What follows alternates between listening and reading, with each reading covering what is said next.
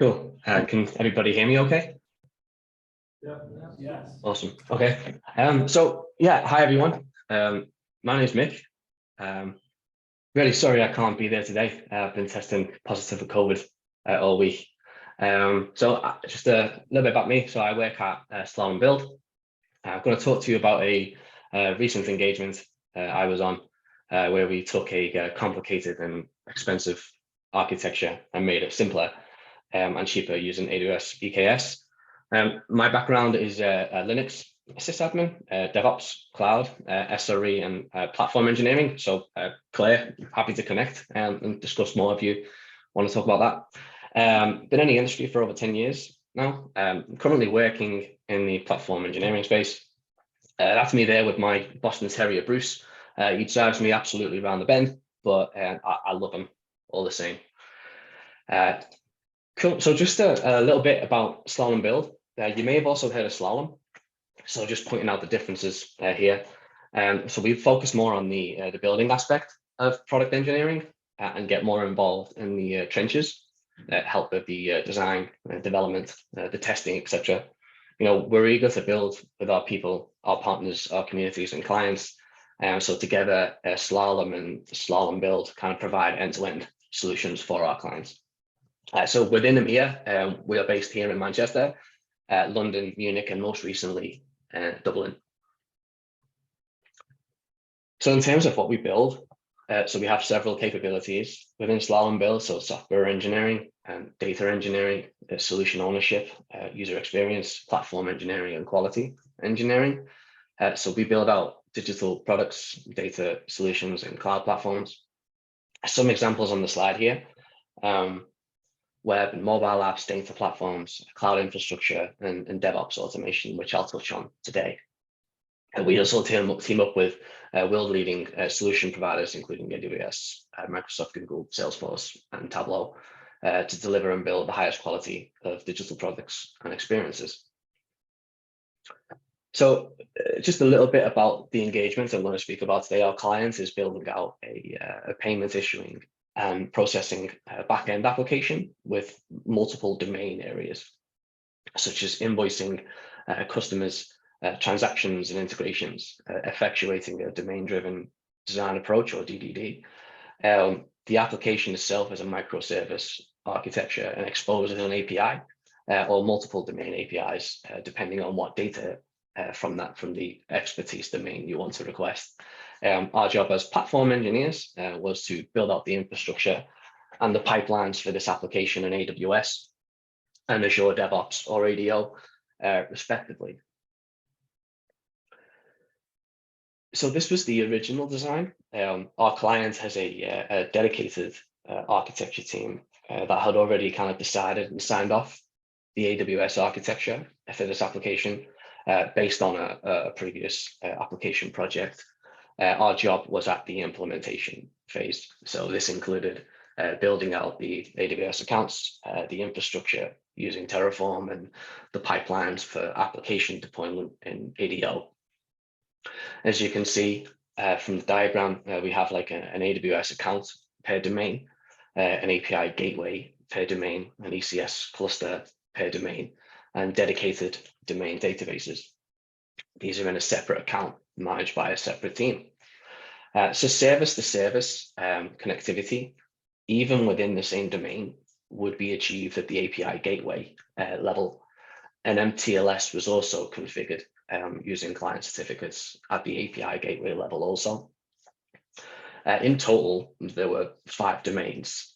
So like I said, invoicing, transactions, customer pricing, and integration, with intent to extend in the not too distant future. All the services across the domains are homogeneous, the .NET applications. So each AWS account pretty much had the same setup. So we're ready to go, and the engineering tech lead of the project, who is also our engagement go-to, comes to me and says, "I don't like this architecture, do cloud," his words were. Now his main concerns were the service-to-service connectivity.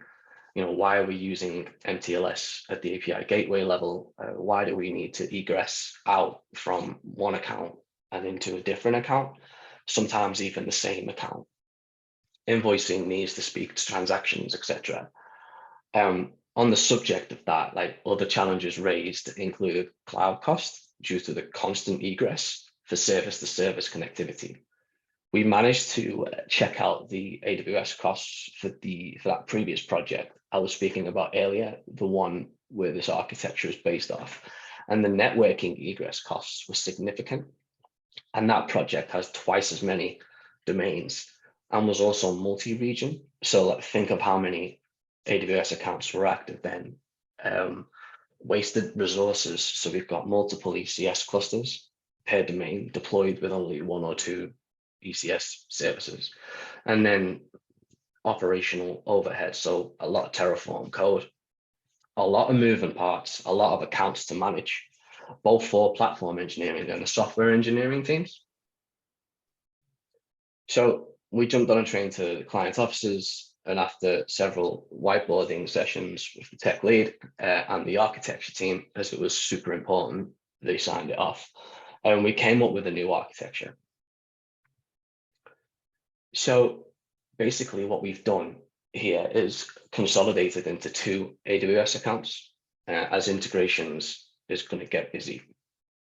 We spun up an EKS cluster with a namespace per domain this time, as opposed to account per domain, and deployed the services within Kubernetes deployments.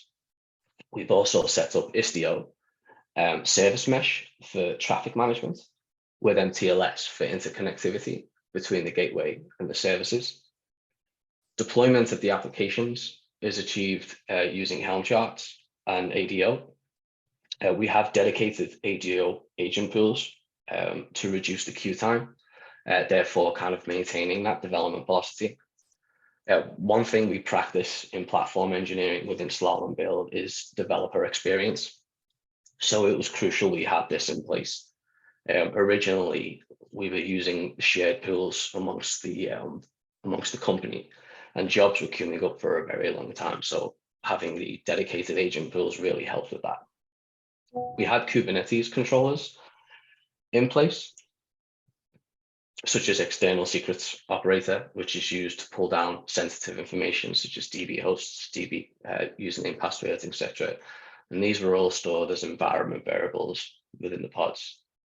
External DNS and AWS load balancer controllers handle the creation of the NLVs and Route 53 records, which will make more sense in the next slide.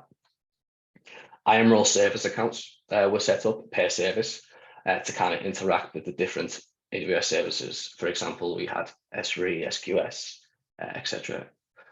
We also have a deployment IAM role used in the ADO pipelines for each namespace, so that there is no overlap in deployment, i.e. customer deployment pipeline couldn't deploy to the pricing namespace, right?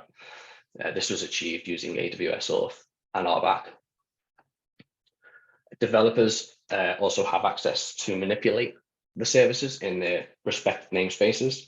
It's deletion of pods, rollout, restart of deployment, etc., viewing logs, and also port forwarding to test API functionality, again, maintaining that developer experience theme.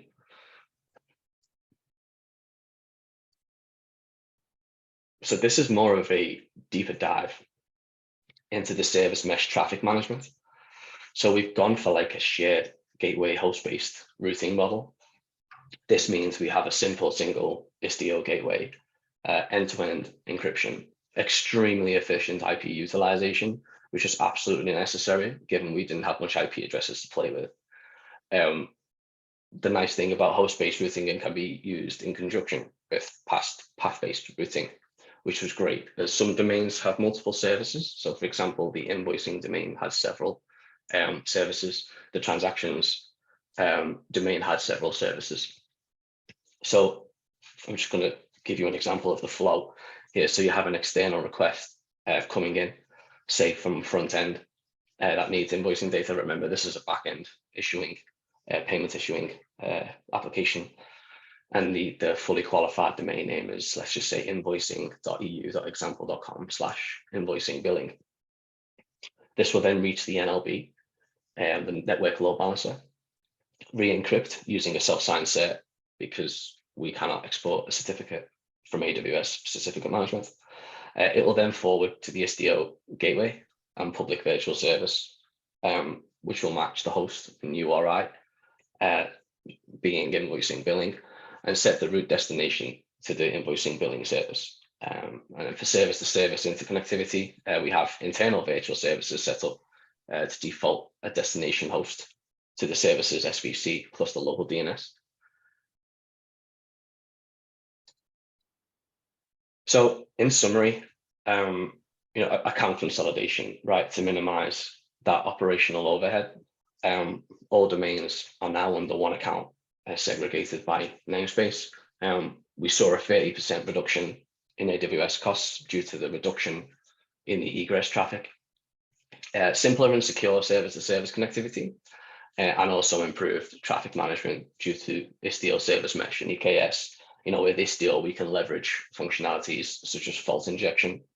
I've got a story, actually. One of the developers needed to inject some faults into one of the transaction services to test failure and how the application would react to that failure.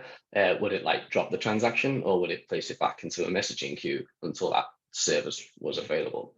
We simply spun up a virtual service to abort requests based on a matching correlation ID header. So basically the application itself could still be active, but drop connections based on the header value. So we were able to have the application up at the same time whilst we were testing the fault injection.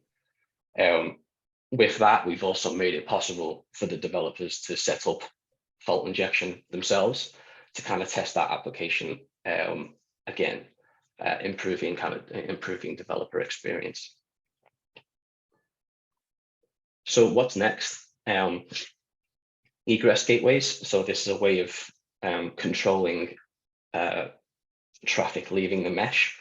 So we have a lot of connectivity to RDS and S3. At the moment, it just leaves the mesh by default.